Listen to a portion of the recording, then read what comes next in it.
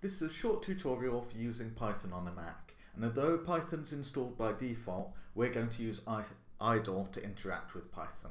So this is the python.org website, and you can download for Mac.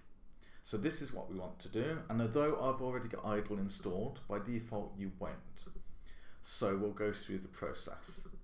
This will also update your version of Python to the newest version, which I suspect I also don't have.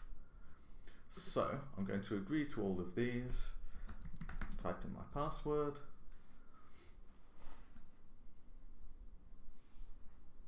go through the normal install process.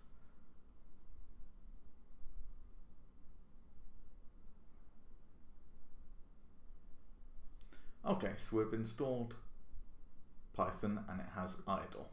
So I can double click here and it will work. I can also open idle from Spotlight. So I can access Spotlight by using command space. You could also find it through your application folder and it all should work. So we open idle, and traditionally when we install a new programming language we write hello world, and there's a historical reason for that because an original book always had hello world in the beginning chapter.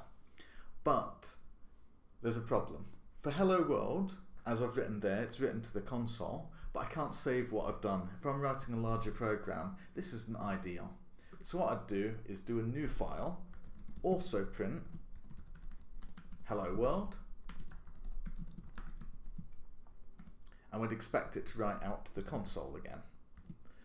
Now, this is a new file, so where we move to is we run module, and it will ask me to save my new file.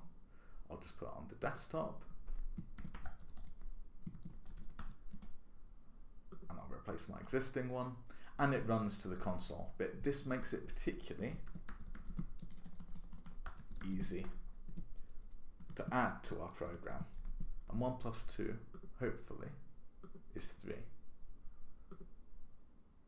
Okay, so that's reassuring. So from here on in, I'd always use a new file and save to that file so I can iteratively update that later as I make more and more complex programs.